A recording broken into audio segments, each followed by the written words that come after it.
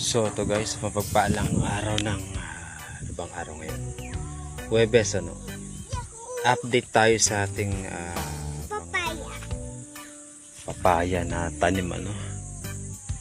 So ito may mga I think babae din to. Ayan. Sinta daw yan eh.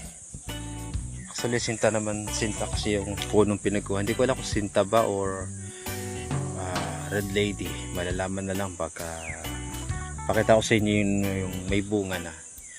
Pero di pa siya kalakihan. Ito mga nasa 3 feet pa lang to. So yan. Bibihira naman ng mga lalaki sa tumubo. Ito ibang ano to, ibang variety to. Ibang variety yan. So yan. Bali may tatlo tayong variety dito.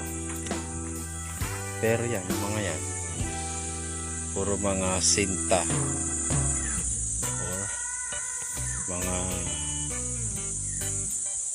red lady. Natin alam. Malalaman natin sa hugis ng bunga. So ito yung may bunga na. Na-video ko na ito na nakaraan. So yan. Ito yung bunga niya. So maaaring sinta ito. Hinungin natin yung buto nito doon sa papatiran natin sa resort din sa baba niyan. May resort dyan eh. Yung adventure park no? So yan nasa I think mga 4 feet halos taas niya, mga nasa 6 months no? Ito rin may bunga na rin signs of life na. Sayang lang hindi ko agad na itanim ng marami. Dami kong buto niyan eh.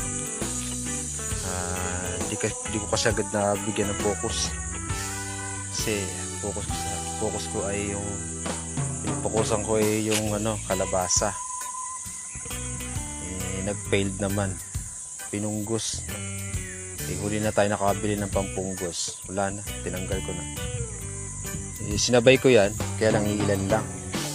So parang wala lang, parang sinabay ko lang. Hindi ko talaga intention na pag-alayan siya ng time.